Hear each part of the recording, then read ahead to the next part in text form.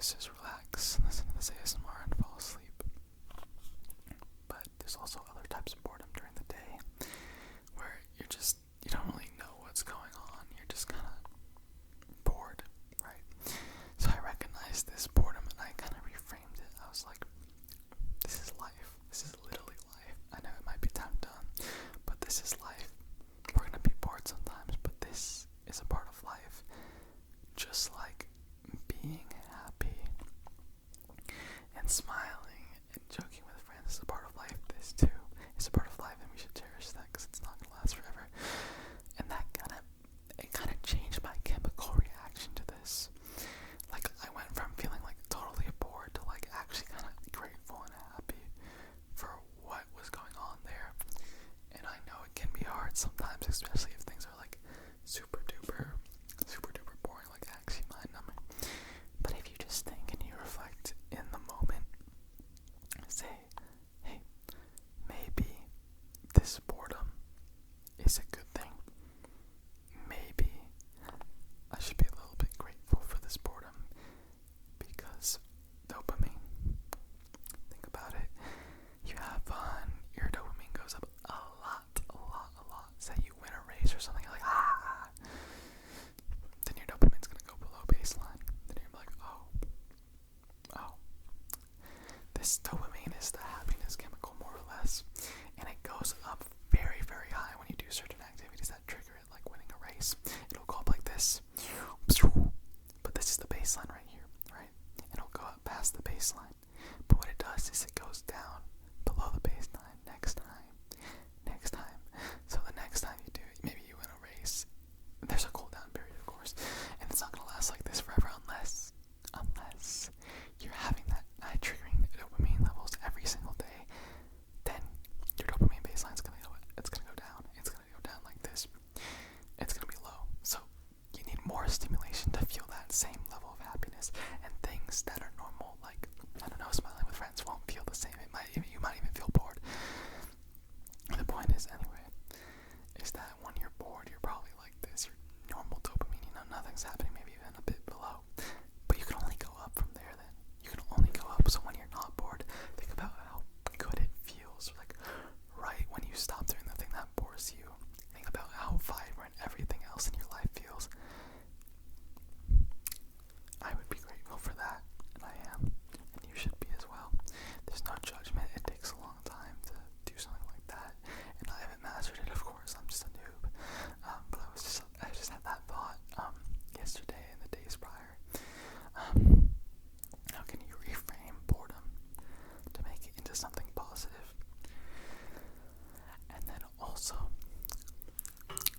if you're bored, and yeah, it's summertime, so if you're a kid like me, then we're gonna be bored. It's like summer depression, and boredom is real.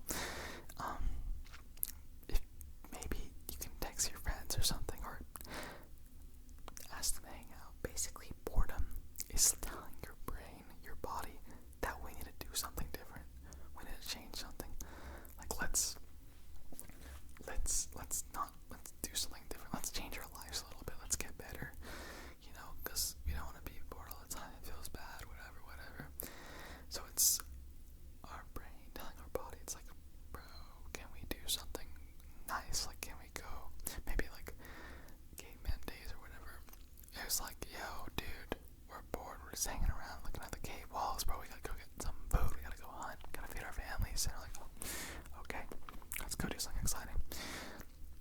So think about it that way.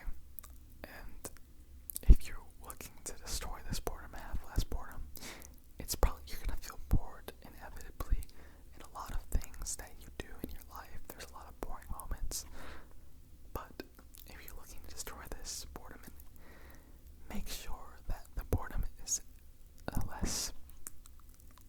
the amount of boredom is very little, then you should go out of your way to do these things, like, I don't know, find your passion, bro. Find your passion and run at it with all you got. Spend some time, just find a way to spend your time and make it valuable. And then you'll find yourself, you won't feel that bored. is genuinely a tool. I used to be big into stuff like introspection, like looking into yourself and finding stuff out about that. I used to spend hours a day on that kind of stuff. And one thing that I learned from this is that boredom can be used as a very, very good tool. It is actually genuinely good to stare at a wall for a couple hours or even like 30 minutes, just staring at it and let your mind wander. You'll find out things that you said to yourself that, hey, I have to do this. They're gonna come up. Like if you told yourself a week prior that you have to, like, I don't know, something important, right? Write a letter or something to your grandma, but you forgot it because the day, weeks are hard, days are hard, you're gonna forget things. Then once you stare at that wall, something like that's gonna come up. It's gonna be like, oh, shoot, I forgot.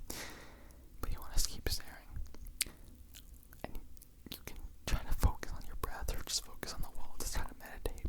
But you can also look at your thoughts that come up and see what creative ideas you have.